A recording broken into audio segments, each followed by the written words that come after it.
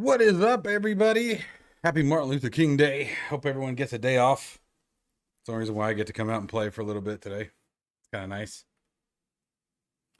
How is everyone doing? How was your weekend? Crow Holler, what's going on, man? How are you?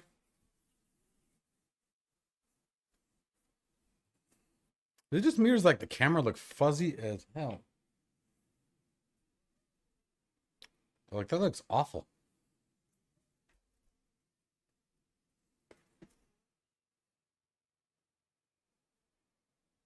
I don't know if that made it better or worse, but what the hell? We'll go with it. So what are we doing today, guys? We are going to be flying. Jay, what's going on, man? Thanks, man. I appreciate that. That was very kind of you. I wish. Got a ways to go yet, but we're getting there. You know what's funny today, though? Today is 7 years to the day that I started this channel. This channel started as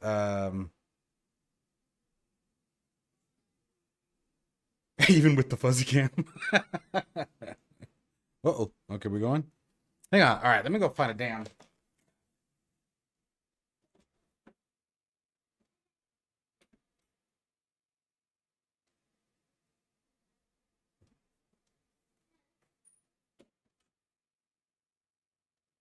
All right.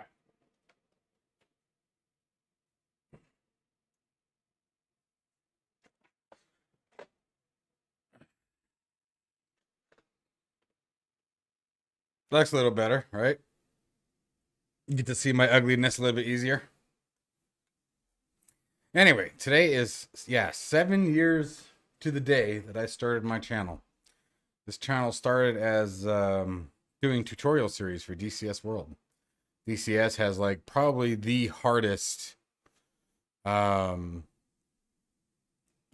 the word I'm looking for? Learning curve of any sim on the market, in my opinion.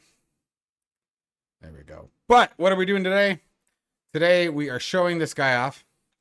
So I finally completed my B60 Duke guides for the Piston Duke. Walks you through everything you need to complete your flight. Screenshots, flight plans, charts, you name it. Everything is in there, as well as tips and tricks on how to fly the aircraft and keep it from being a jerk. Because this aircraft, it'll beat you up if you let it. It will absolutely kick your tail. BlackSquare, they don't mess around, man. They make sure that you play it right, otherwise it hurts. Today we are going to go from Tucson up to Sedona. Thought that'd be kind of a fun flight. Nothing too crazy. We're not looking for necessarily, full flight plans and all that. We're just gonna mess around. Thanks, bro. Appreciate that. Been a long time. Even I didn't realize. I got the notification this morning and I was like, whoa. Like, really? Like, damn. Like, I must suck. I'm just kidding. All right. So, without any further delay, let's get rolling. So, first thing I'm going to do is I'm going to fill the aircraft. I like to rock the 530 personally. It's my favorite of the aircraft. About 65 gallons to get to where we're going to go. Let's check our oxygen. Engine. Wow, I am shocked that this thing isn't beat to hell with all the testing that I've been doing with it. Like, I've kicked the crap out of this plane over the last couple weeks. That's super impressive. Failures. Oh, that'd probably be why. I was going to say, yeah, we'll do one time. Keep it real time. Who knows? Maybe we'll have an interesting trip today. Gallons. Center of gravity is a little aft, but it's okay. We can live with that. Here. We'll reduce a little of the weight. Nothing crazy. Let's pull those externals off.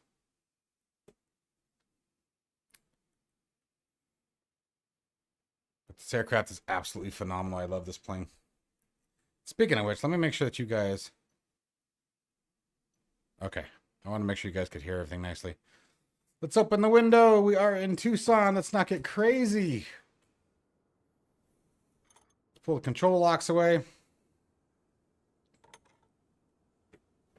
Let's make sure we're set. We're going to go mixture. We're not doing anything with our mixture because SPAD isn't running. That would pose a problem, but we can work on everything else. Let's back that camera out. Let's start with our pre-oiler. We're just going to get the engines running. We're going to monitor that oil pressure. Wait for it to pop up a little bit. The guide will tell you like 15 seconds, 20 seconds, things like that. Oh, hey, battery power would be good. Idiot. There we go. Then I usually rotate it back. And SPAD should be running by now. Oh, let me guess. There's an update. Nope. Hurry up. There is a new version. Later. There we go. Make sure to full rich. Let's turn the right fuel pump on. Watch that fuel flow peak.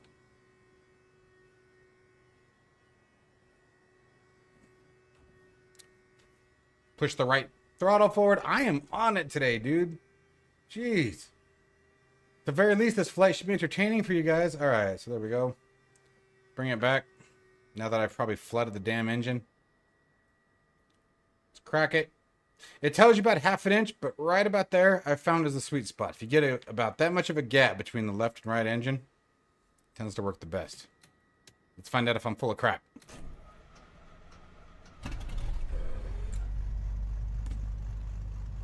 Okay, there's one. Let's rinse and repeat. Get that gen going.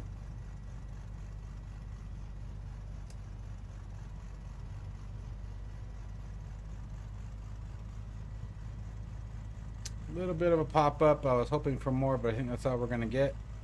There it goes. I got to where I wanted. Pre-oiler off. The boost pump. Let it peak for about 5 or 6 seconds. Usually about 5. Pump off. Usually just match it up. I mean, look at that. I even got it. Okay, so we're at 1100 RPMs, but I damn near got it on the money. We're going to bring that other throttle down just to match it. Let it rip. Oh, I was going to say, don't you be mean to me. That was a tease is what that was. It was like, should I make him look like an idiot? Nah, let him have it. Like, I don't need any help looking like an idiot. I do that perfectly fine, all on my own. We're going to be flying pretty high today. We're going to go up to about 22,000 feet. We're still going to be flying VFR. Translation, I'm not really doing a flight plan. Fly and chat and geek out. I'm trying to decide whether or not we're actually going to go through the run-up process on this aircraft or if I just want to gamble it out.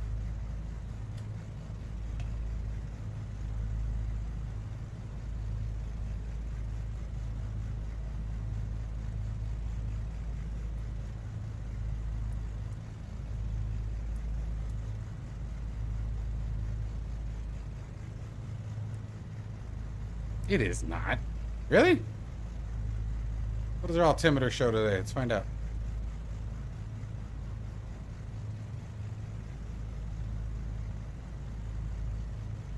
Altimeter is 3007. Why isn't the cheat key working? By the way, really cool tool, Visual Midar, over on flightsim.to. What I'm using. It's great response time. I don't know why it wasn't letting me cheat. We're at 2,700 feet today. Wow. I used to, yeah, and we're going to be definitely bringing those back. Group flights are a lot of fun. And at the same token, like, I don't care if people come and join my stream. Like, you're welcome to, if you can catch me, great. We're doing a direct flight from Tucson over to Sedona, so nothing too fancy, man.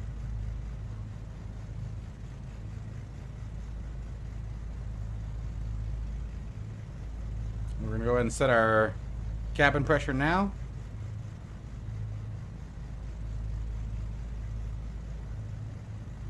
We're going to do 1,000 above our cruise, so we're going to set it for 23,000. What's our air look like? 58 degrees. Let's just go to auto heat. Anything below 50 degrees and you'll get an alarm. You guys hopefully will learn a lot about this aircraft on this particular flight.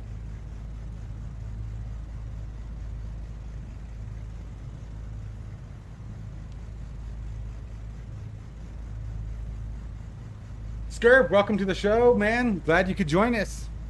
Catching for the first time. Hey, man, that's actually what we're doing here. We're showing off another guide. Hint, hint, nudge, nudge, wink, wink, bump, bump, fist. Gotcha. Bringing out the Piston Duke guide, man. This bad boy has come to life today, so I'm really glad to hear that, seriously. That's why I don't charge per guide. Like, this Patreon subscription, it absolutely helps me out, you guys, more than you guys know. Especially being on the single income now as a single father, dude. More than you guys know.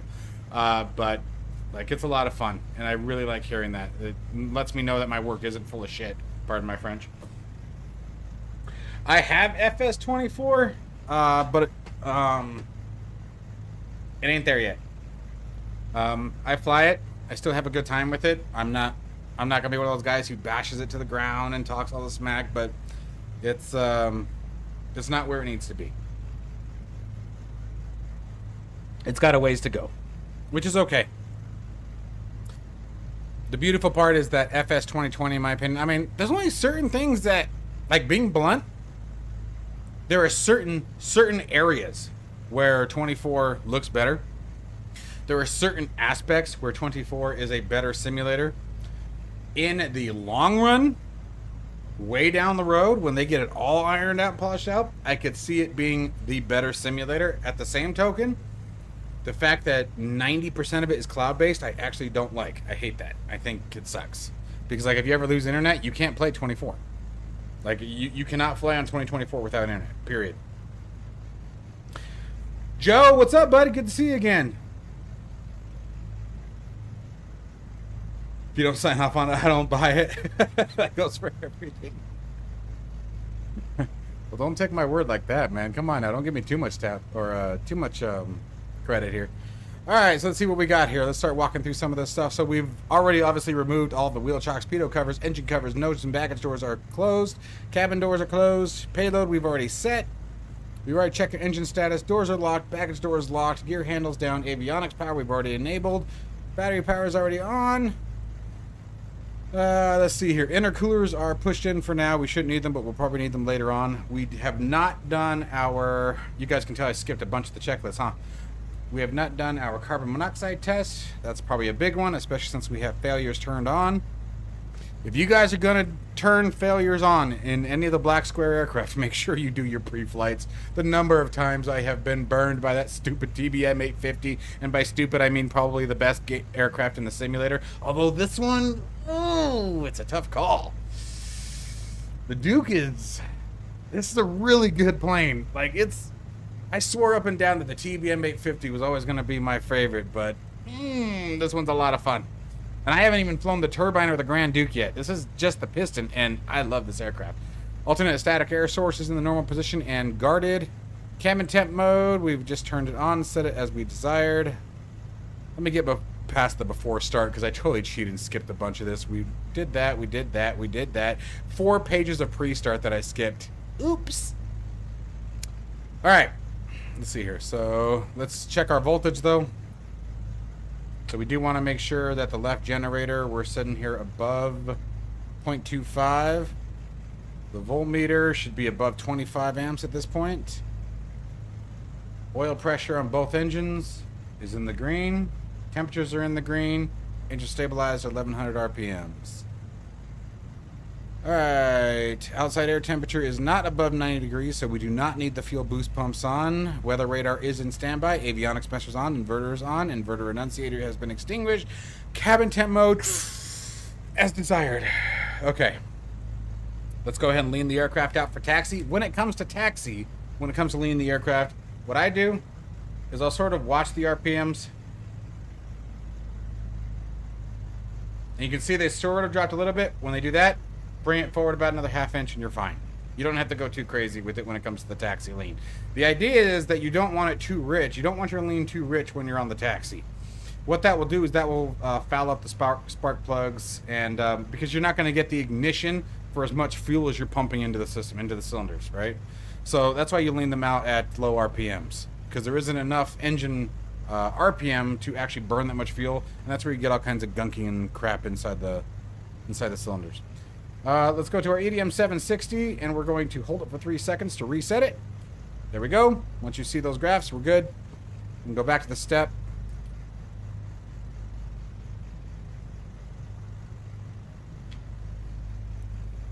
Fabian.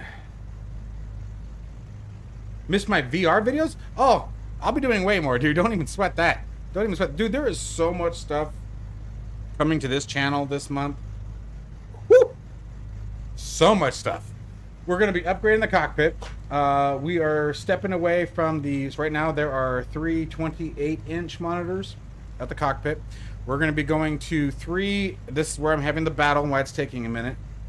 Either going to be doing the 3 43-inch TVs, or we're going to go to 50. I think 50 is too big. But we're going to be going to TVs. Probably not OLED or anything like that. Like, they're just so expensive. And again, I don't have that kind of money. But I think the immersive experience and the viewing experience, even from a camera perspective, will be a lot more fun for you guys. We have American Truck Simulator coming to the channel in a big way. We'll talk more about that when we get to Cruise, but trust me, don't fret yet. You'll like it, I promise. It's fun. There's a lot of really cool stuff coming. We have more hardware coming that I cannot wait to show you guys. Some really cool stuff coming this week. There's so much happening. I'm really blessed. And again, as I said earlier, we are 7 years in operation as of today. The channel has been up and running for 7 years, so pretty cool. And in the first 2 years, don't really count. The first 2 years, I didn't get anything for subscribers or views, or it was pretty bad.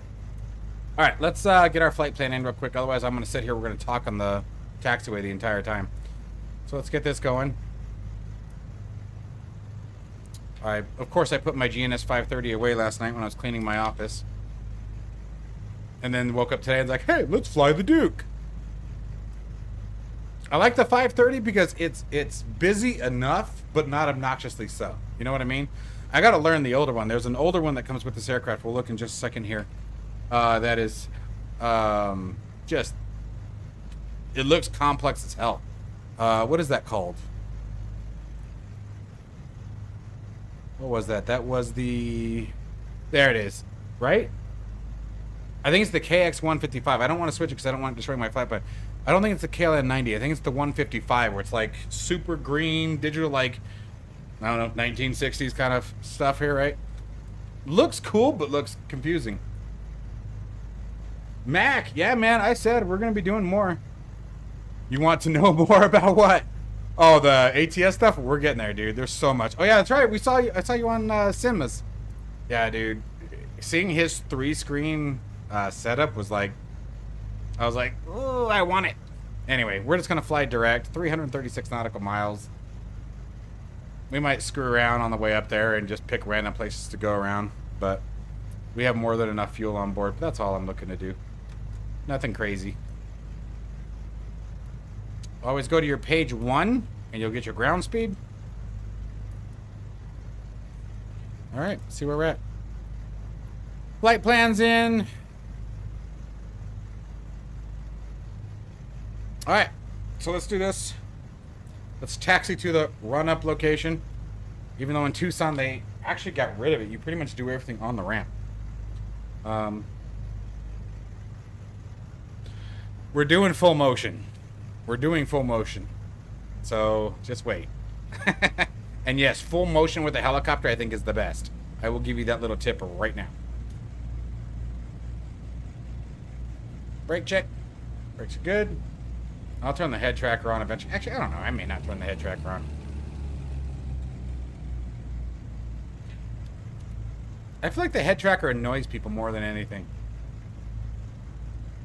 We're going to bring it right over here. That way we're not blowing it into anybody's hangar. We'll just shoot a whole bunch of crap over here at the fuel tanks. That makes way more sense. Turn it sort of at an angle so we're not blowing right at somebody. Ah, do you guys see the wind direction? That means we have to taxi all the way down to the other end of the runway. That sucks. Tucson has an 11,000 foot runway, you guys, and we are at the far wrong end of it. Anyway. Okay, so maybe I was thinking the other one then? Well, no, so Navcom, that would be navigation radio though, right? Yeah, full motion is epic, dude. It's epic. We are in the Duke, the B60 Piston Duke. Dare I say, possibly my new favorite aircraft in the sim. This thing's phenomenal. So I released a tutorial guide for it on Patreon, and as I was creating that guide, man, I just like loved it more and more and more, and yeah, here we are.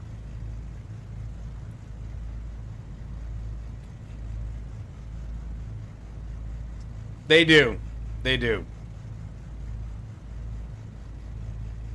They do. I warned you, man. I know. I know. I promise, though. I promise Virpil's worth it. I promise.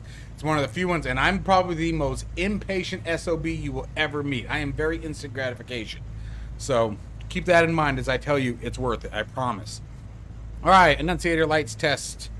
Let's take these guys on over and switch them into... I knew you weren't going to let me do that from that angle. Crossfeed. Fuel boost pumps come to on. And let's get this girl up to 2,000 RPMs. There she goes.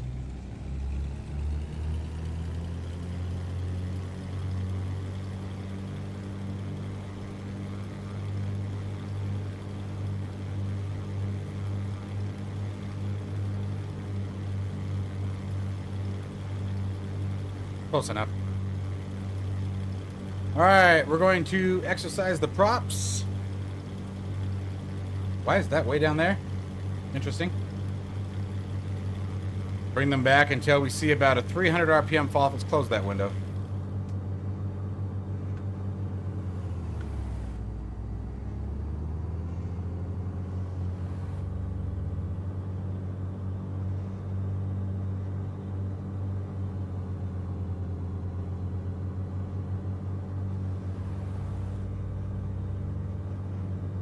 Okay. Check our magnetos. We shouldn't see more than 150 drop on the RPM. So on the left engine, going all the way to the right. Back to both.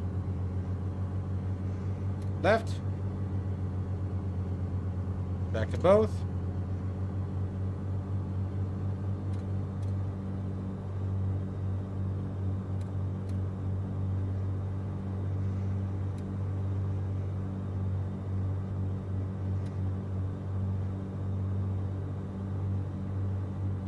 Alright, let's check some of our other stuff here. Instrument air is in the green. Left gen off. You should see the right gen load increase.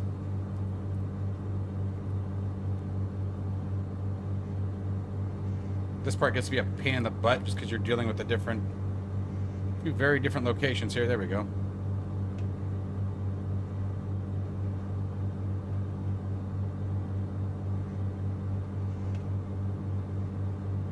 Now on the right.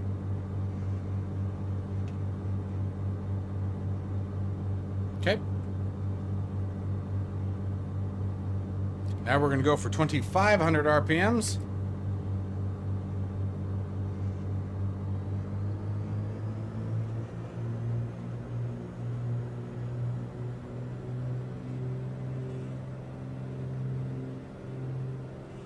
Okay, and we have set... Oh, I got ahead of myself.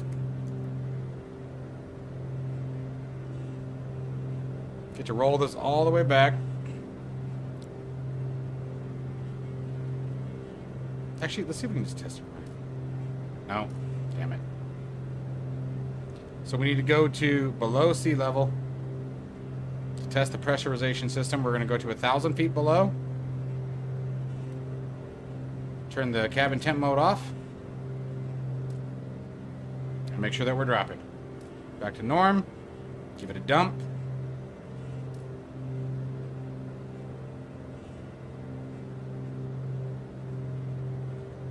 Alright.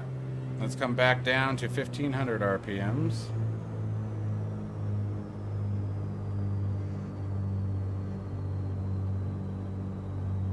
So it was the 90 then. Yeah, okay. So that's the one that tripped me out. I haven't used it yet, so forgive my ignorance on that. I saw it in when I was playing around with just the different options, and I was just like, whoa, that thing looks like antique. What did I say, 23,000? It looks cool, though. Like, I want to learn it. All right, what are we at? RPMs, still a little hot. This thing gets so loud, man. All right, this thing has a lot of tests. So, next thing we're gonna do, prop heat.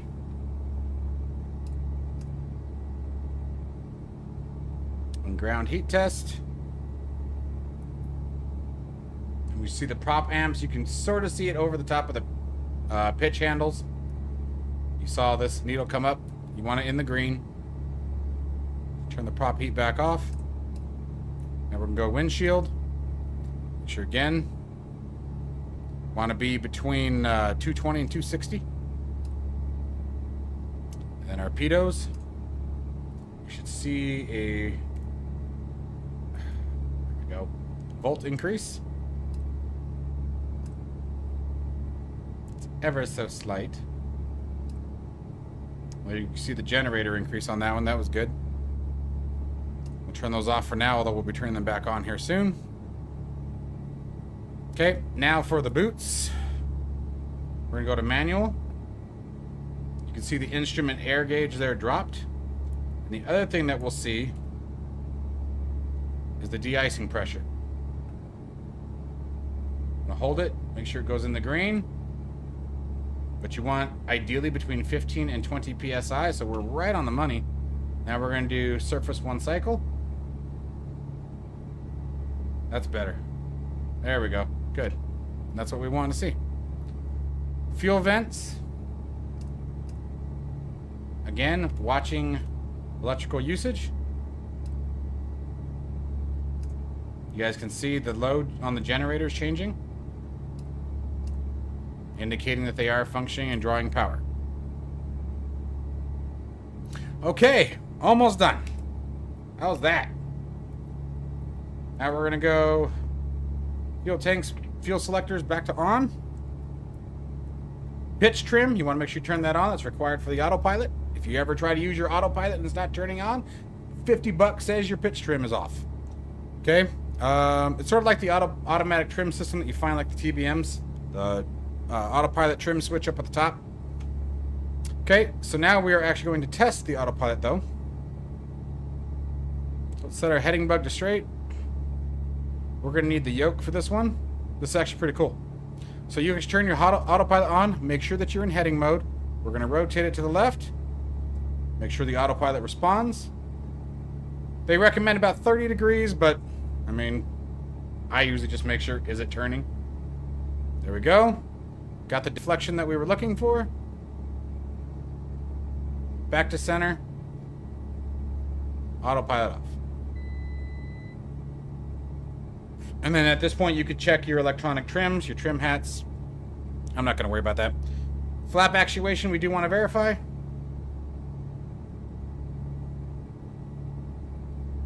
There you go.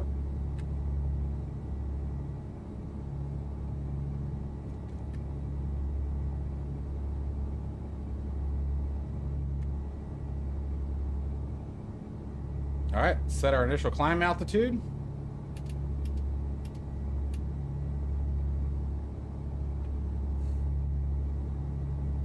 That is it. We're finally ready to get out of here. Busy plane, for sure. All right, let's get that taxi light turned on, and off we go. And like I said, this part's going to suck. We have a very long taxi ahead of us. Very long taxi. So, weekends, guys. How's your weekend? I actually haven't flown the turboprop version yet, and it's funny that you asked that because I avoided it for that reason. For that reason. I knew exactly what was going to happen. Ouch. If I didn't. If I flew the turboprop, even the Grand Duke, okay, so to give you guys an idea. All right, I have a 2019 Dodge Challenger Scat Pack sitting in the driveway.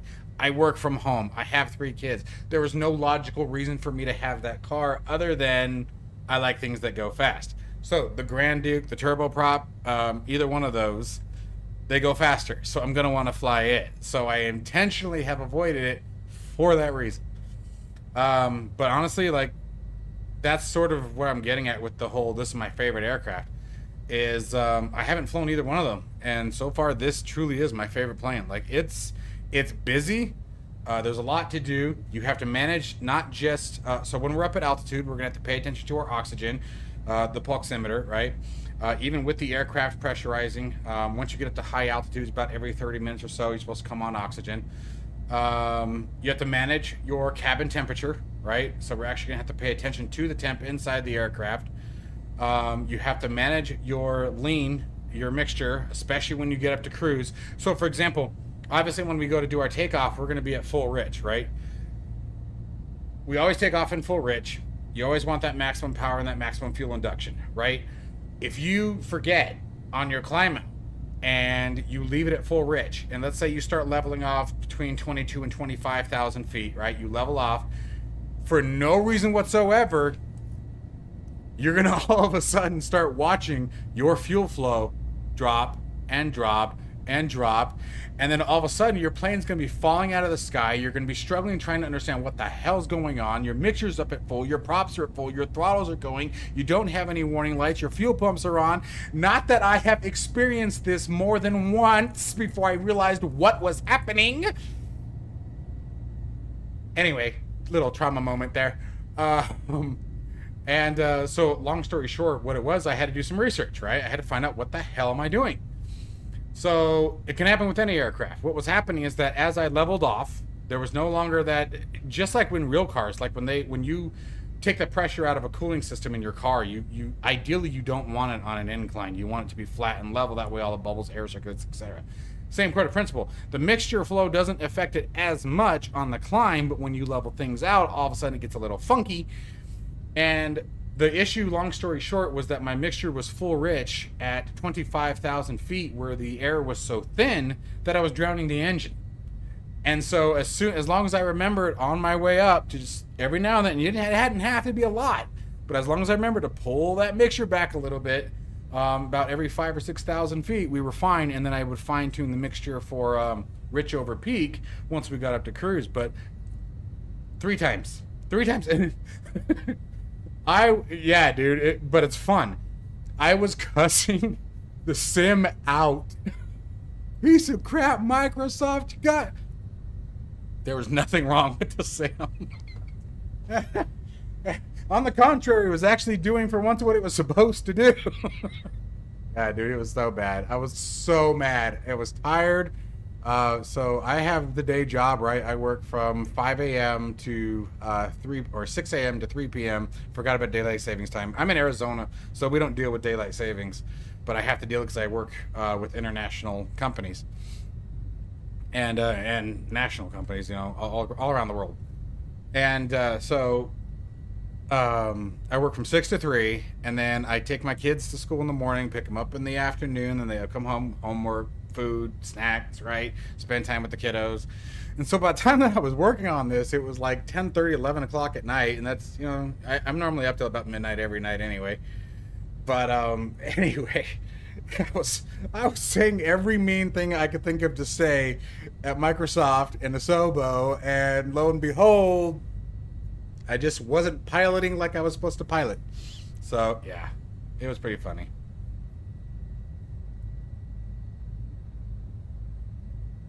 But it's a good time. It's a really good plane.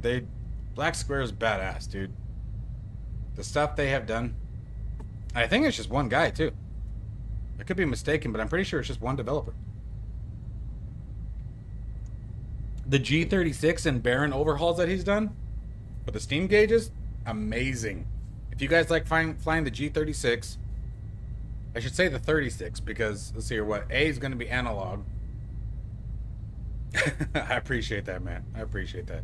I'm all right.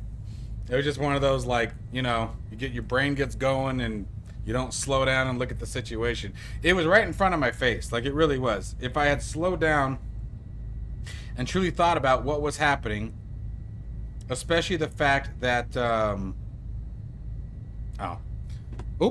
especially the fact that the fuel flow was the first to drop, it should have clicked. The fuel flow dropping first was the indicator of what was actually happening. So it was all on me, man. No biggie. But I appreciate that. I appreciate the support from all you guys. You guys have all been amazing. All right, so let's see here. What do we got here? We got landing lights coming on. We got that coming off. Taxi lights can come off. Beacon lights go down to beacon and recog. Nav lights go to nav and strobe. All right, mixture can now come back up to full rich. Flaps, we're going to do a flaps up takeoff. Let's go ahead and set our heading. It should be 30 degrees, right about there. Sims are gonna send me. Yeah, they took it literally. That's for sure. Twice, dude. I'm talking like nose diving. The aircraft is spinning. It was so bad. And 2 of the 3 times I was able to recover it. Okay, do I still have you guys? Give me a mic check, guys. You guys got me 5x5. OBS said it disconnected and reconnected.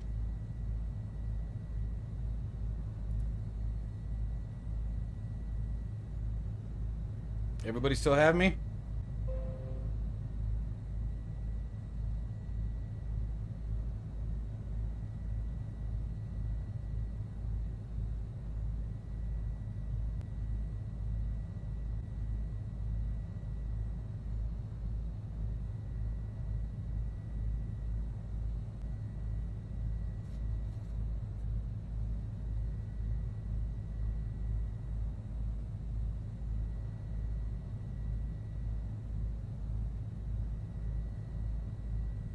Alright, well, we're just gonna fly and hopefully we're good here.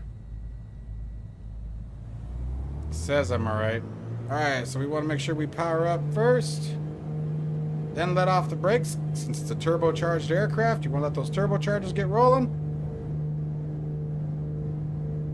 Let's hope it stays that way.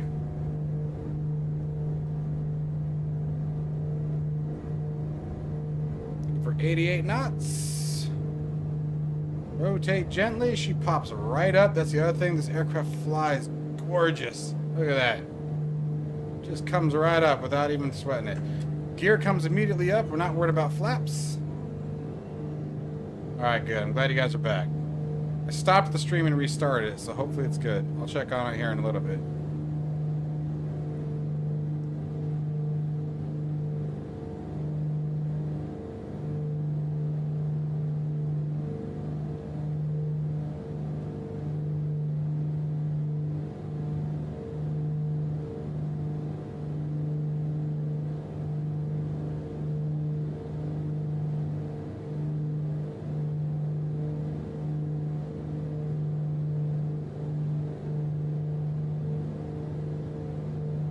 Alright.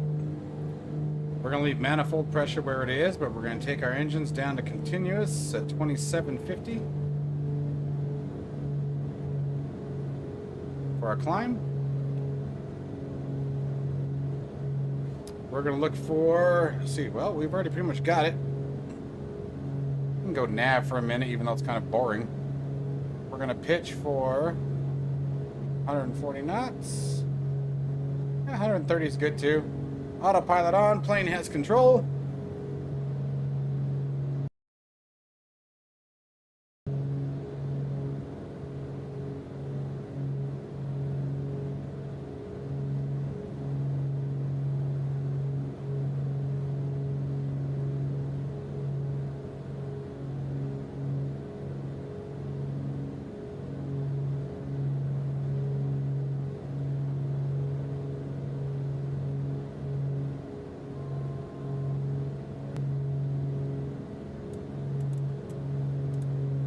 Oh crap, what am I doing?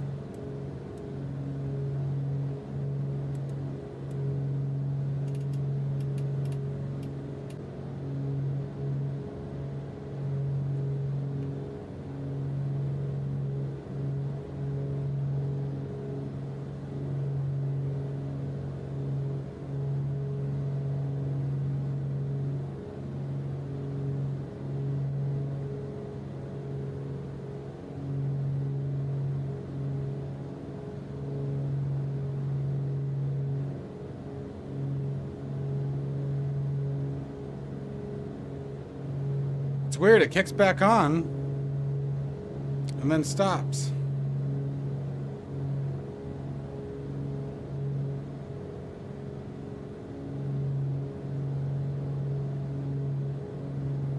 Anyway, well, we'll keep an eye on it. Hopefully it'll smooth that. It just started doing that, so I'm not sure why.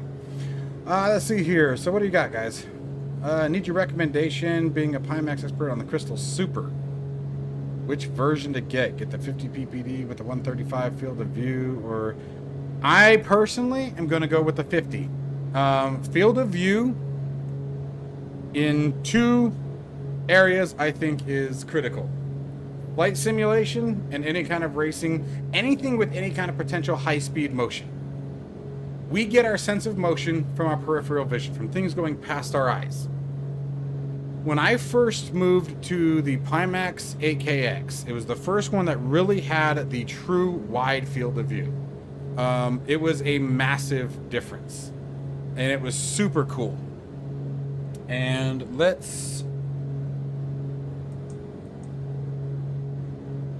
climb a bit faster. Let me go through that real quick. Let me come back to that. Alright, landing gear handles up. Landing lights can now come off. Auto heat, we can turn back on now. 51 degrees, we'll keep an eye on that. We're probably going to have to open the intercoolers. Target altitude, let's go ahead and set that back up to 22,000 feet. Well, let's go 23,000 feet actually. 22. Alright, cowl flaps. Let's see what our engine temps are.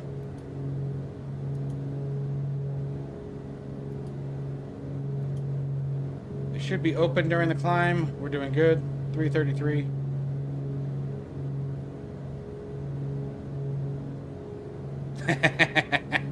Everything just shut down on you?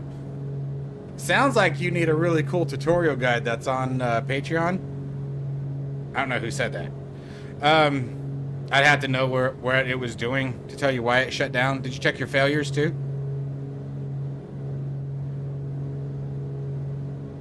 I'm just checking everything out real quick. I haven't forgotten about your question. Oh, recog lights, yeah, they can come off now. Let's go back to beacon. Strobe lights will stay on. Fuel boost pumps can come off.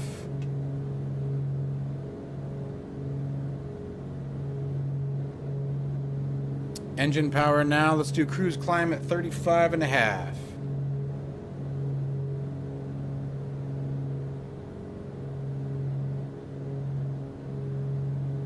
We're going to leave our engine RPMs right about 2750. It's almost 28, but not that critical. This thing climbs like a bat out of hell, too. Huh. You didn't have failures. Okay, so if you didn't have failures turned on, then it was something procedural. And again, I'd have to see if the engines just shut it off, engines and everything just shut down. If the engine shut off, as silly as it sounds, that sounds like either the mixture got too low, the throttles were too low, the RPM were too low, so your throttle stack, let's call it that, something there was too low, or you didn't have any fuel in it. And again, not being a jerk, I've done it 100 times. If you heard why I was falling out of the sky earlier, you would know. I don't know if you were around for that. And then, so, back to the Pimax. Bouncing back and forth here. So for me, it's all about the field of view. When I first got to the 8KX, that field of view was intense. And I was flying DCS at the time. I will say that too. When it comes to the sense of motion, the single seat cockpits, you know, like your fighters, your F-18s, your F-16s, A-10s, etc., far more intense, right? Far more intense. Keep getting the alerts from Streamouts. Overkill Productions is now live, so I hope the Twitch stream is doing okay, guys. But yeah, your sense of motion with the larger field of view is amplified in VR, and so it makes the VR experience for flight simulation and any kind of racing or high-speed simulation is going to be amazing. The other really cool thing about the field of view is if you're doing anything like if you do any kind of formation flying or air-to-air refueling, something like that, having that peripheral vision makes it awesome as well. So for me, I prefer the field of view over the pixel density. But I mean, it's a tough call, don't get me wrong. And the 120 degrees field of view, and I am putting that in quotes for a reason, it was the same thing with the 8KX. It wasn't 120, my butt. You know, it was not. It was close, but it wasn't. You know, and again, this is why when people are like, you're a Pimax fanboy, yeah, I'm also the first one to talk smack about them too, and they know it. You know, I get in arguments with my rep all the time, fun ones, of course. But like, I'll be the first one to say that Pimax is probably the most notorious for releasing things too soon.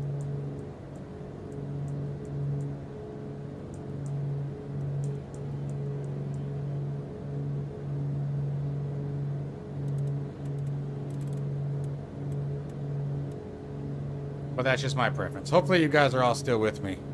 OBS says that you are.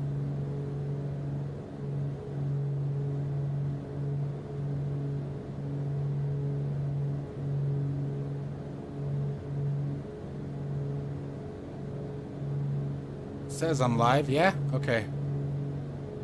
Okay. I'm worried. I don't want to lose you guys. You guys are the only adult interaction I get.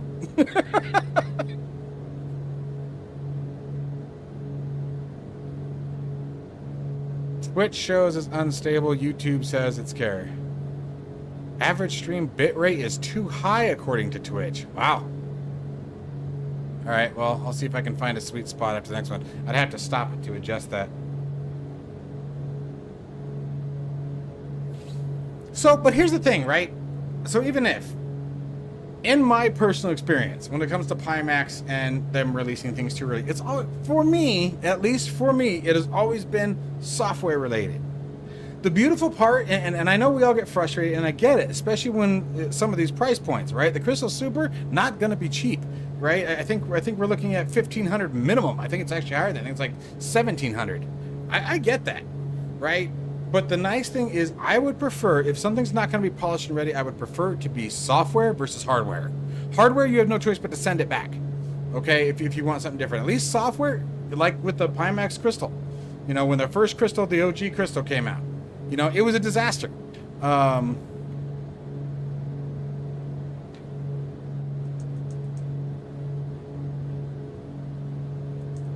Sorry, I just saw that, like, we're not gaining altitude, and then, but we're cruising along at 170 knots. Like, I'm thinking I trimmed a little too far.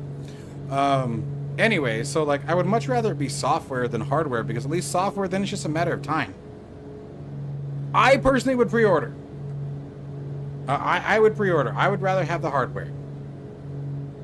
It's based off the Crystal. It's based off the Crystal Lite. It's based off the 8KX. And then when I talk about the physical hardware, it's actually going to be a bit smaller, which is nice. But what I'm getting at is, you know, it's going to be comfortable. There's not going to be any concerns there. Like, they have a good track record when it comes to the hardware, at least for me. At least for me. And again, the Crystal is the first one that was ever given to me. I've purchased every single release they had before that. And then, so, like, even if you do get it, and it's got bugs and there's issues with the software, the nice thing about software is software can be adjusted on the fly. You know, it can be fixed as time goes on, just so that just means each update to the software, you're going to be excited to try it. I don't know. Call me weird.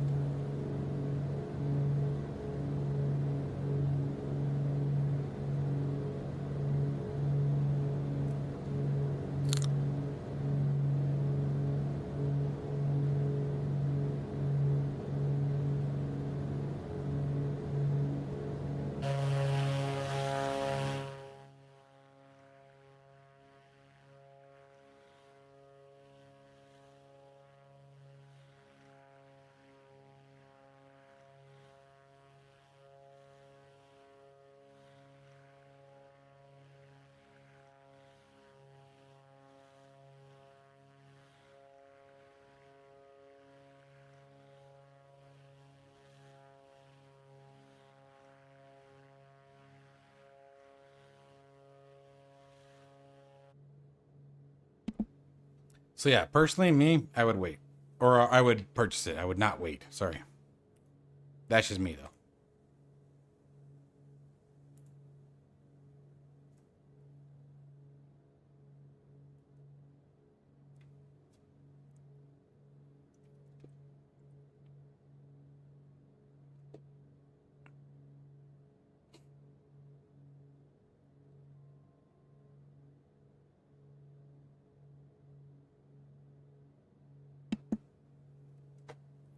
All right, 1,000 to go on our altitude.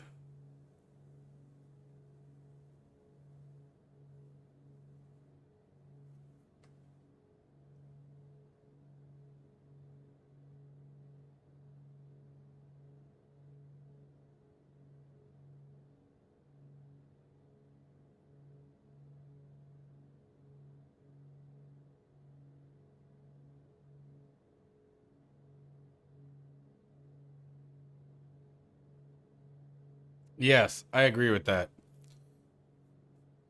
No, no, you didn't bug me at all. You didn't bug, dude. I love talking about this stuff. I love this. So here's the thing, guys. I've wanted to stream again for a long time. It's just with the separation of the ex-wife, and you know, my kids are here full time now. I have my kids full time. My wife moved to Phoenix. I live in Tucson. Ex-wife, excuse me. Um, you know, so they're with me. It was a major adjustment, and I basically work 3 jobs. All of this stuff is an obligation, like YouTube, Patreon, and my day job. They're all part of how I support the house. You know, I'm not out buying a whole bunch of frivolous crap. You know, so and this isn't a poor woe is me story or anything like that. It's just a matter of it was a major adjustment. It was hard because I was already working a ton, and then now having the kids, you know, full time. It was another one of those things that I had to, you know, figure out a pattern to do, right? And that's why Patreon, for those of you who are subscribing on Patreon, I'm so sorry. Like I let Patreon down last year, and that's why I'm pushing so hard right now. I have already started my next guide. You know, I got the 777 out at the beginning of January. I got this one out last week. You know, I'm not screwing around. I'm not gonna let anyone else down this year, and I really feel like I did. So no, but I love live stream because of this. I like being able to talk. I like being able to geek out. I've got all this cool stuff and all this stuff that the company sent me and all this experience, and I don't have time to share it. And so this is fun because it's more than it. This is so much more fun than a recording. The recordings are cool and they're fun, and I love the interaction, the engagement, but it's not the same because we can just sit here and talk, you know? So no, you didn't bug me at all. This is why I live stream. I think this is why all of us live stream. It's the interaction we're after, guys. You know, don't sit quiet. Talk. Ask your questions. Say whatever's on your mind. Like, we want to hear it. I guarantee it. You know, that's the whole reason why we do it. All right. So give me a second here because we need to lean out our engines. So where are we at? The cruise power. Where are we? 31.3 inches. We actually need to be about 32 because we're not at 25,000 feet. So we're going to come down to 32 inches manifold pressure. And RPMs, we do want to be at 2,500 for our cruise. I think I killed the sound way down for you guys. Let's bring it back up. There we go. Yeah, it's because I was outside. My bad. No, you're fine. I always worry when I do the external views because I know it gets stupid loud out there. So, like, I had this habit when I first started live streaming. You know, managing volume was probably one of my biggest problems. Is I would go outside and just blow you guys' ears out, not remembering how much louder the external. Because, like, for me, like, I was like, oh, let me turn my, like, even right now, my actual desk volume is pretty quiet. Like, I really can't hear much of the sim. And then it's because by keeping my volume down, it forces me to watch the volume in OBS, you know, to watch the peaking. And so, yeah, I used to blow everyone's ears out when I'd switch to the external views. Anyway, now Fabian, keep asking the questions. We're about to lean it right now, my friend. So you guys are gonna see how I do this. This is cool. So. This is the EDM 760, right? It's an engine monitor. Now, there are multiple aircraft within Microsoft Flight Simulator that have this. I'm not a pro, all right? I am studying for my pilot's license. That is the other goal that I'm going to do this year. I'm at least going to start. Nothing else is going to get in my damn way. So I'm starting to really dive into this. Now, I'm not a pro. There's still a lot I have to learn about this, but I'm starting to get the hang of it. So we're going to be using this to find our mixture. So real quick breakdown, you have your degrees. This is going to be Fahrenheit, right? And then there is a middle button. So the middle button between these two is to simulate pushing both buttons at the same time. In Microsoft Flight Simulator, you can't do that. You can't, obviously with a mouse, you can't click both, right? So what you do is if you click it right here where the finger comes up, you can see it switches over to Celsius. You don't want to be in Celsius for this. You want to be in Fahrenheit. Doesn't matter where you are. You have your left tank, or left engine, right engine, your cylinders 1 through 6. The T is the turbocharger, and then it will cycle between its different modes here. Okay, now I'm not going to go through each of these modes. Like this is used fuel. Okay, this is remaining. That was your endurance. You can hit the step button and you can force it. And whenever you hit the step button, it will stay on whatever screen that you set it to for 10 minutes, and then it'll automatically start cycling again. But now what we're interested in is obviously the lean. So before we get into leaning, let's take a look at a couple things. Wow. Wow. We are doing 231 knots. We must have a nice tailwind across the ground. You can see our airspeed is sitting right about 165 knots. Okay, these are things that we're going to be watching for. Okay, RPMs, let's get them up to where they belong.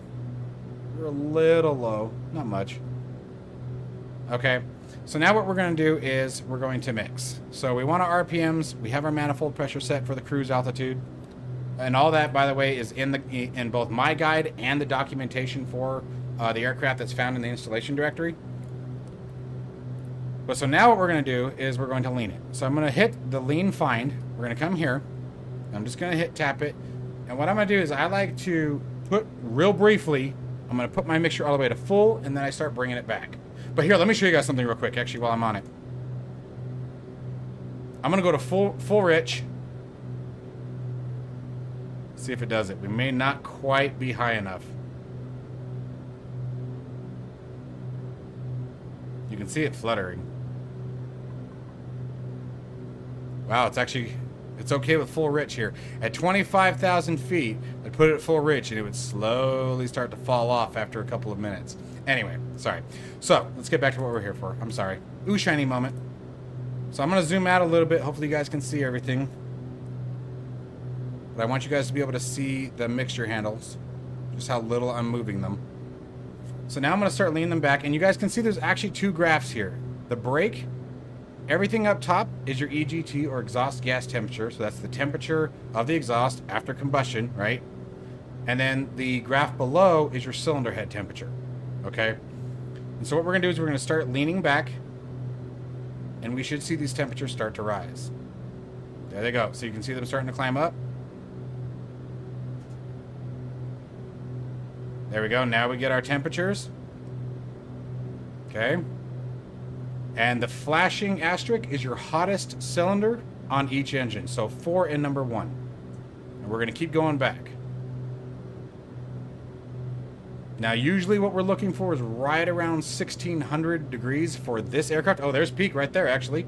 So, there's our peak. What we want is we have lean over peak and rich over peak. Lean over peak, which right now we are lean. When it shows a positive number right here, we are lean. Lean is going to give you endurance. Rich is going to give you more speed. We have plenty of fuel. We're not paying for the fuel, so we're going to lean for rich. So I'm going to continue to pull the mixture, or push the mixture forward now, back towards the end, or the firewall, adding more fuel in. It'll now switch to a negative number, and we're going to go to about 50 degrees. You don't want to go much over that. And again, I cannot stress slowly. You'll see him come back. There we go. Gabi, how you doing, man? Good to see you again. Hello, my brother. How are you?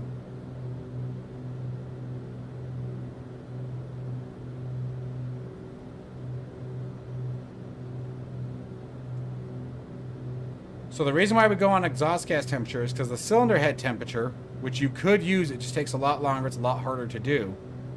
Obviously, as metal heats and cools, it takes longer. It takes a minute for it to reach their temperatures. Where exhaust temperature is instant.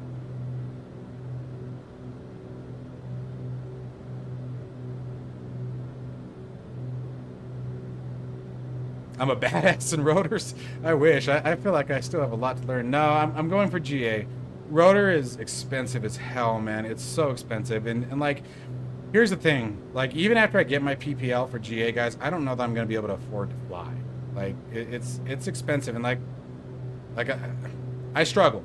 Okay, it's definitely every dime I spend is calculated, is thought about, is... I mean, my buddy Jeremy here, you could ask him. He's had to, like, dude, just buy it. Like, you worked hard for it, kind of thing, right? Like, he understands the scenario, so you can back me up here. But it's just one of those things. So my father had his pilot's license when I was growing up, and we used to fly out. That's where I'm going to go, by the way. We're going to leave it right about there. You might hit 50, but I don't want to go over. Yeah, see? Anyway, close enough. And so now let's take a look at a couple things. We should see our airspeed increase slightly.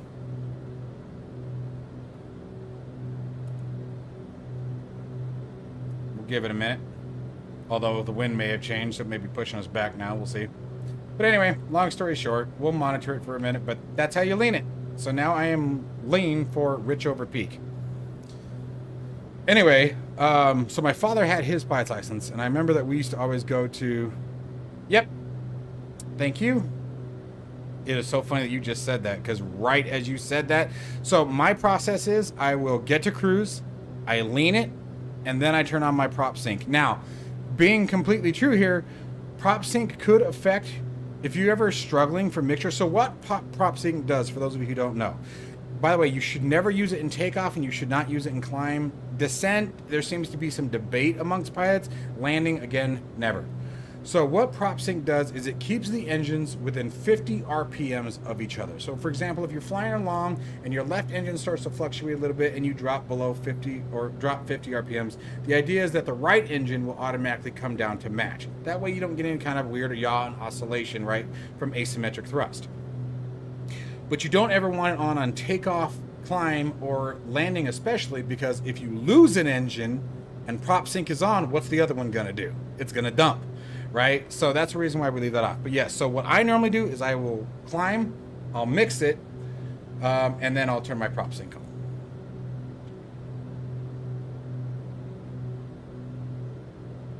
But that's just me. There doesn't seem to be like any... I don't know that that's one way is better than the other. I've actually seen prop sync help me get my lean better, a little bit better. Like right now we came up a little bit, or went down a little bit.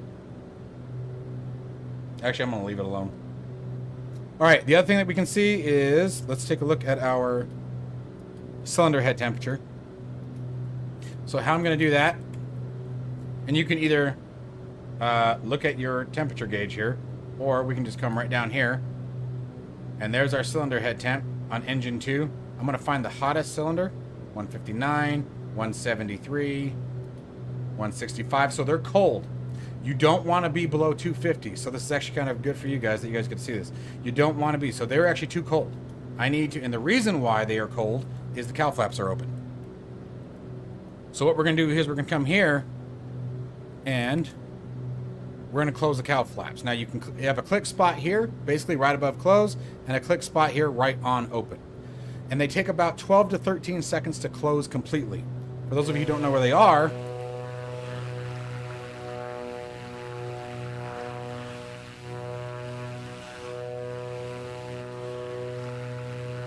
there's the cowl flaps right there.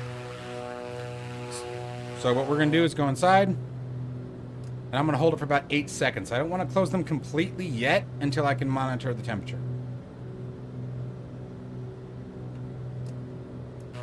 Notice that it's closed, and it's basically closed. So I guess we'll leave it there, but then now we're going to really pay close attention to the temps. So if you remember, engine or cylinder 4 on the left engine was our hottest, so that's what we'll monitor. So we're just going to keep an eye on this. We'll see the cylinder head temp rise pretty quickly.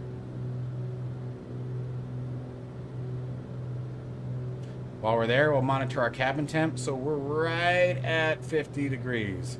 So what we can try to do is we'll turn the cabin temp up.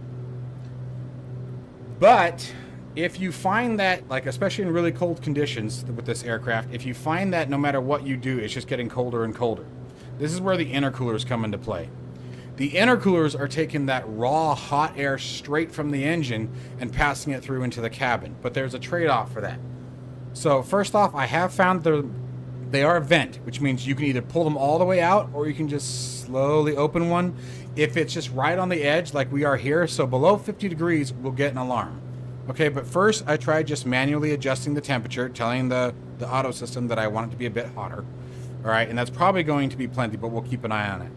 But in where I just want a little bit, what I will typically do is just open one of the intercoolers, and usually just a little bit like that. The trade-off to that can be, it's not crazy, but what you want to watch is carbon monoxide. And that's where you want to watch your pulse ox. For anyone who may not know, your pulse oximeter tells you what the oxygen level content in your blood is.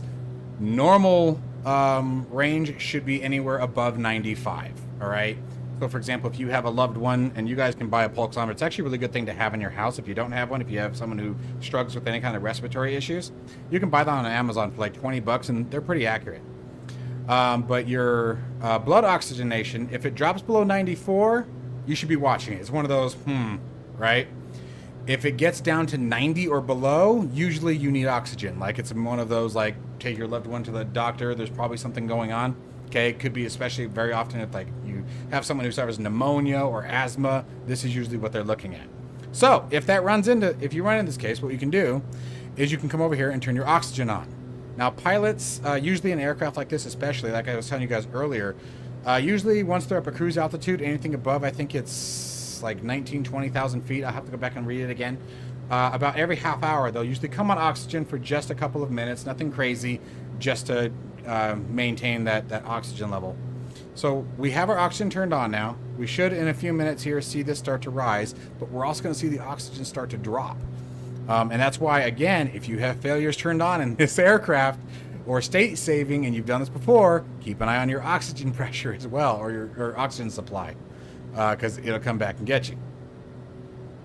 So let's see, we'll let that just run for a minute. There you go, there's 94 now, so you guys can see what it's doing. So we'll let it run for about another 60 seconds or so, and then we'll kick that off.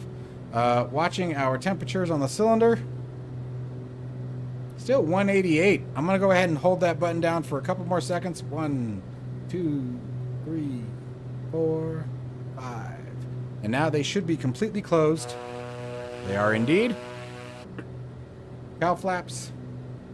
As far as I'm aware, at least on this aircraft, I can tell you there isn't anything inside the aircraft that tells you if the cowl flaps are closed. So you have to monitor your temperatures, or tell your neighbor you'll be right back and go take a look out on the wing, right?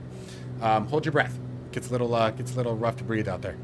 But anyway, so again, we want to stay between 250 and 390 for the Duke. Okay, 390 obviously on the hot end. Now that's not its peak temperature, that's its optimum temperature, right? It can get hotter than 390 degrees, but you don't want to. Okay, and the same thing with 250 degrees on the low end. Now, again, it comes back to both are bad, right? You don't want to have an engine too cold, you don't want to have an engine too hot. Okay, so just keep that in mind. You guys can see here our internal temperature, cabin temp, is on the rise by just opening that one up. Watch how quickly, if I open both of these up, watch how quickly the internal temp. So we're at 59 degrees. Like, it'll get hot quick. There's 60. We'll come back a second. Come back over here. We're now at 95. You can see the oxygen is dropping. Oxygen supply. 61 already. Like, you guys get the gist. Like, it'll get ahead of you very quickly. So again, I'm just gonna sort of leave that cracked. Nothing crazy. And this is what I mean by, I think this is the best aircraft in the sim right now. It's busy, but it's nothing crazy. Like, it's nothing that's making you go, you know, what do I do next? Unless you're like me and you drop it out of the sky because you don't pay attention, you flood your engines. But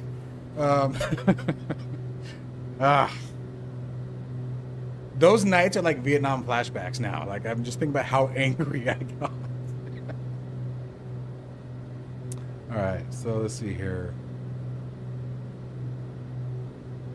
But it's good stuff, man. This is a really good airplane. All right, so let's see what we got.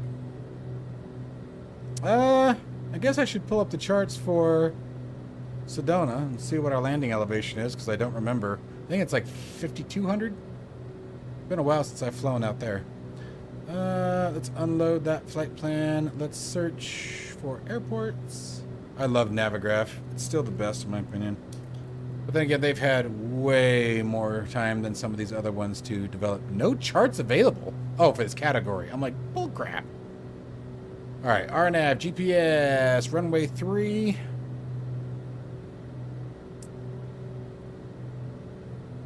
Touchdown zone elevation is 4793.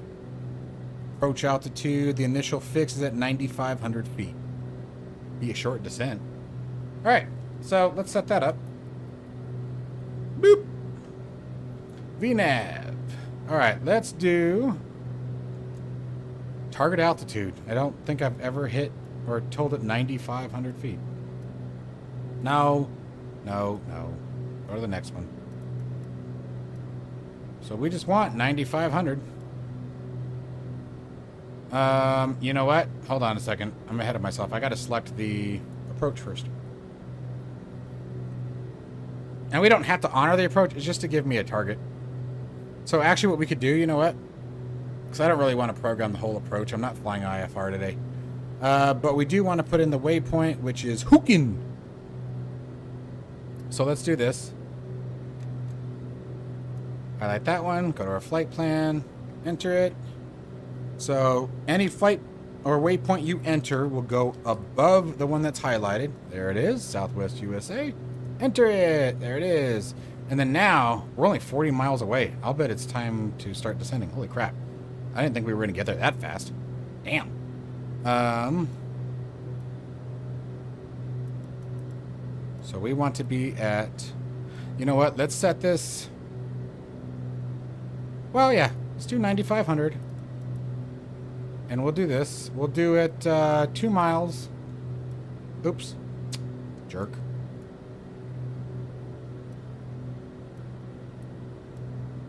2 miles before Hookin. I like that name. I don't know why. And we're going to descend at let's do 700 feet per minute. See what's got. And it's already telling us to descend. Now we got to dive, buddy. We're going to dive right now. Okay, when you see the number, how it's climbing, like I want to descend at 700 feet. It's telling me I need to descend at 1,500 feet if I'm going to make it on time. So let's start getting this puppy down. All right, so we're going to set us down to 30 inches. We're going to take our prop, go to 2750 for max continuous. We're going to set our altitude. I didn't mean to push that button. Down to our 9,500 feet. And we're going to tell this plane to put its freaking nose down and go. Attitude. Get your butt down. Do it now. Come on. What are you waiting for? Put your nose down. Come on. We got to go.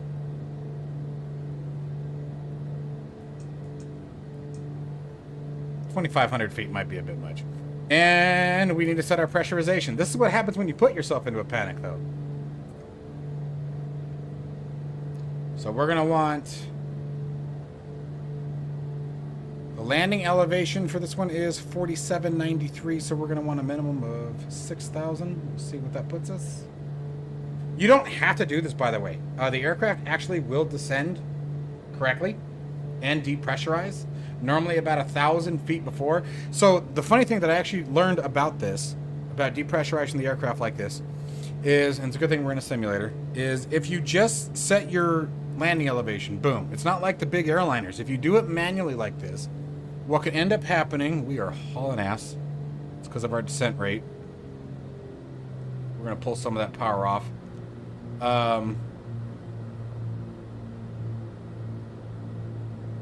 We got to keep descending until our vertical speed requirement is significantly less than what it is. It's still climbing. We may have to do a circle around, but we're at almost 200 knots, so I'm going to pull some power off. We're also going to bring the mixture back in. We're also going to open the cowl flaps. I'm going going to give them about a 6-second count, just so that way they're open. Obviously, as we get lower, it's going to get hotter.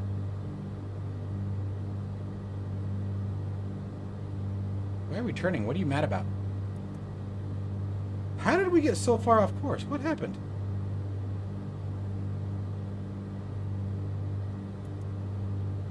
Oh, because I added that waypoint. No.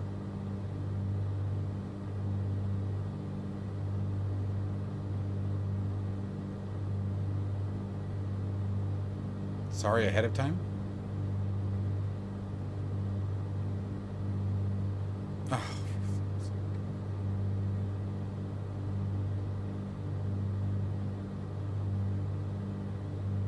Well, guys, I may have to cancel our stream.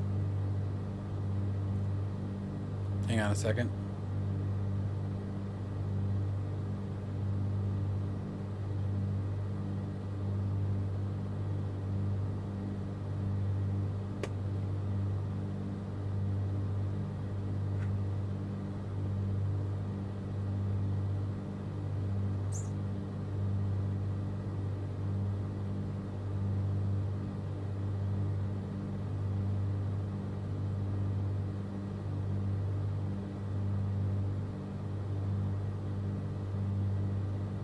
Glad you found that funny, bro. Let's see here. Jerk.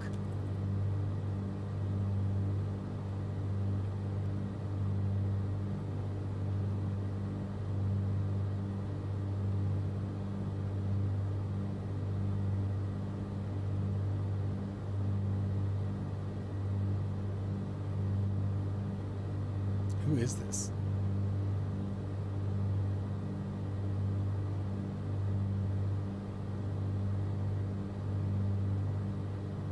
I wasn't even trying on the Arnold yet.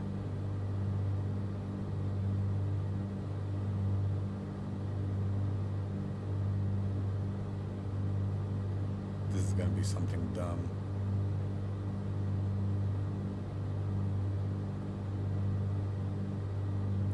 Alright, how far are we to our destination here? We're 4 minutes until ETA. We'll finish the stream. I have to actually go do the day job, but we're gonna finish the stream. We're 5 minutes away.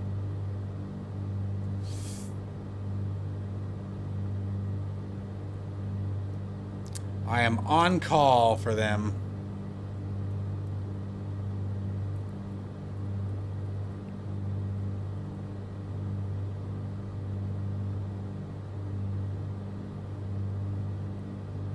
I told them to give me 10 minutes, Jay.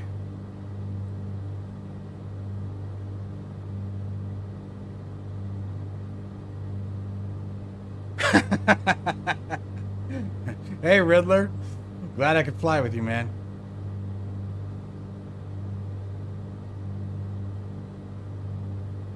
No, I know, Jeremy. I was kidding, bro. Come on now. You know me better than that. I was giving it back to you, buddy. I was just giving it back to you. Sorry, it dawned on me. I was probably reading that message right as I responded to you on that. Nah, I know you're teasing, man. Jeremy works with me, guys, for those of you who don't know. We work at the same company, so we were giving each other crap. Yours truly has on-call. I do 24/7 support. No, not at all. Nothing was a... Guys, no, relax. All right, folks, I'm going to tell you. So first off, here it is, guys. Yeah, I'll figure it out, Jeremy. So here's the thing, guys. It takes so much to offend me. It takes so much to offend me, you guys. You could walk up to me and call me the world's biggest and ugliest asshole on the planet, and I probably wouldn't get offended by it. I'd probably shake your hand and tell you that it's nice to be noticed. Okay? There are so many things in this world, guys, that we can get offended by, and there are... It's just... It's not worth it. Dude, why is the B key not working all of a sudden? It worked before. Oops. I probably bled all of our oxygen right out of this thing. Let's see how much is left. I didn't realize I had that on. Oh, not too bad. Okay. Why is the B key not working for the MEDAR anymore? Did they break that? All right, what's our MEDAR at our destination? Let's see.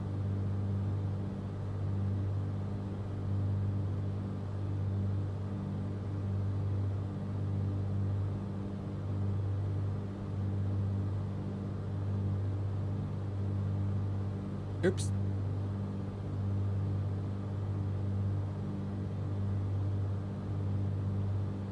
Ah, I closed the software.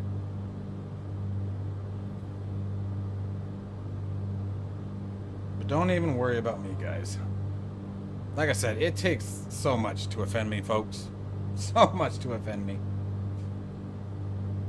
Alright, let's get our RPMs back up to where they need to be. We're at least going to get them back up to 2,500 RPMs. We're going to get a nice steady. We're going to do 35 on the manifold pressure as we're coming around the corner.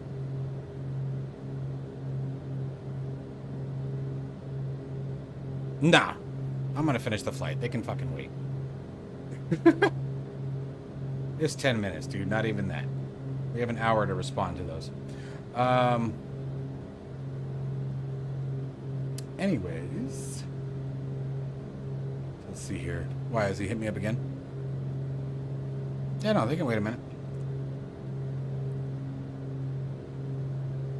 Oh, dude, Jay, it's an awesome aircraft, dude. It's badass. I love this plane. What was I looking for?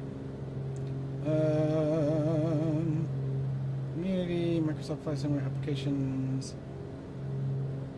Where is Visual MEDAR? There it is.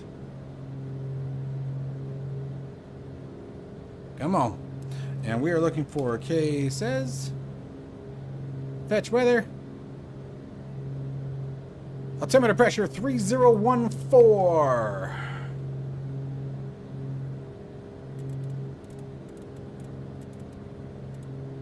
There we go. Alright. Visibility 10 miles. Wind gusting at 26 knots.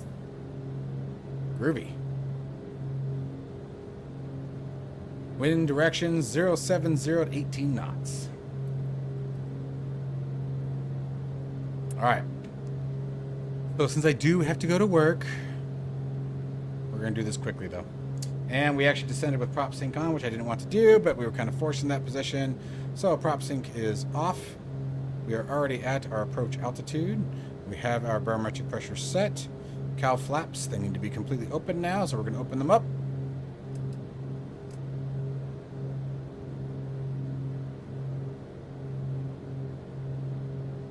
Okay. And we're doing a visual approach, so we're not worrying about any of the ILS stuff. We do need our recog lights on. We're going to flip those landing lights on. Normally it's only 1,000 feet, but I mean, we're only landing at 5,000 feet, so I'm not going to worry about any approach. We're not worrying about any of that today.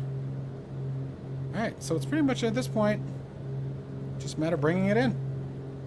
Boop, boop.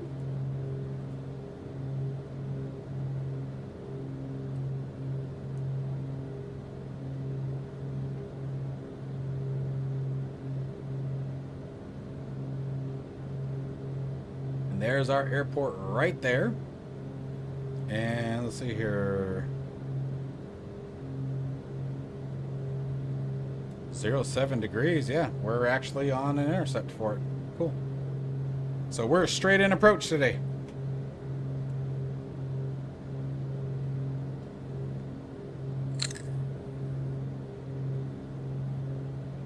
I wish, bro. Nowhere close, man. Yeah, I'll probably fly again tonight. If it's what I think it is, it'll be quick. My guess is loss of connection to the database. It's the only thing that would make that particular service fail. So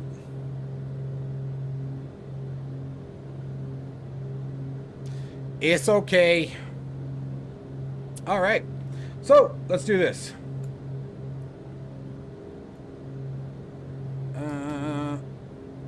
Autopilot, turn off.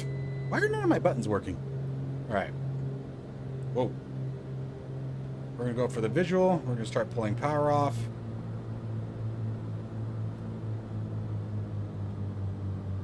Pulling power way off. All right, so there's a little caret right about 180 knots that we just passed. That's your gear extension caret. So once you pass that, you can bring the gear down, which greatly helps slow this mama down. Yeah, I know it is. I agree. Then we're going to start trimming that nose up.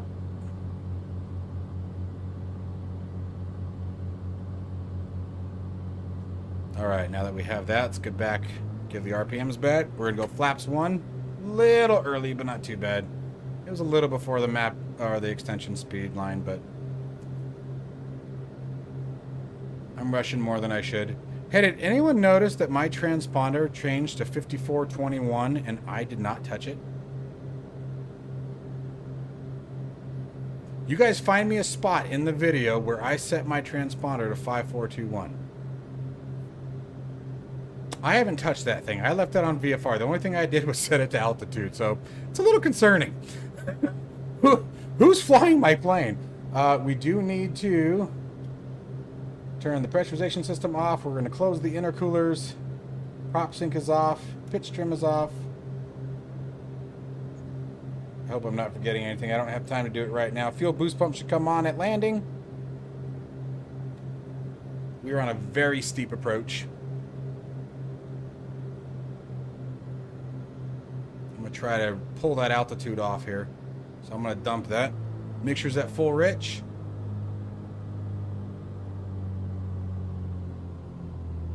Got to get that altitude down.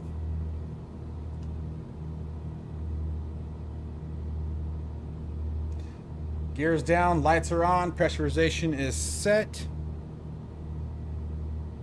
We do need to dump the pressure.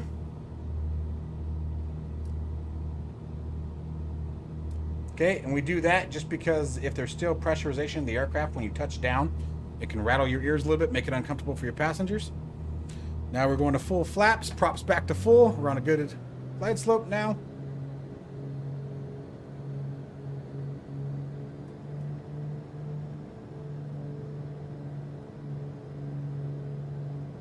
Let's bring it right. Fact, dude. Wouldn't be me if it wasn't. We're looking for about 100 to 105 knots. I found 105 knots with full flaps in the wind with this aircraft tends to be the sweet spot.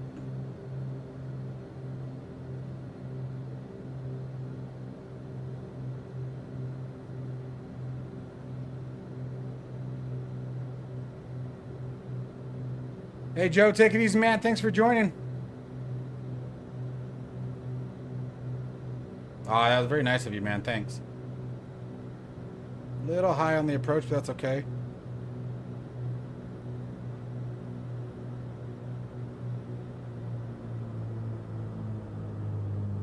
All right, with this aircraft, as you cross the threshold, power to idle.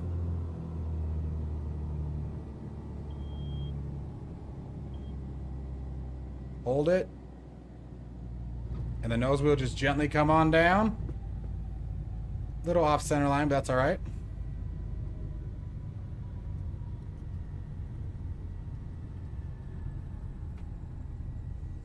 Gentle braking, although mine wasn't very gentle, just because I'm in a rush. But I was not going to leave you guys while we were on the approach. So we recovered it. Landing lights off, taxi lights on, recog lights off, beacon lights on, nav lights on. Mixture lean for taxi. Just usually just pull it back, especially way up high at this altitude. Be careful how much you pull it back. Flaps come up.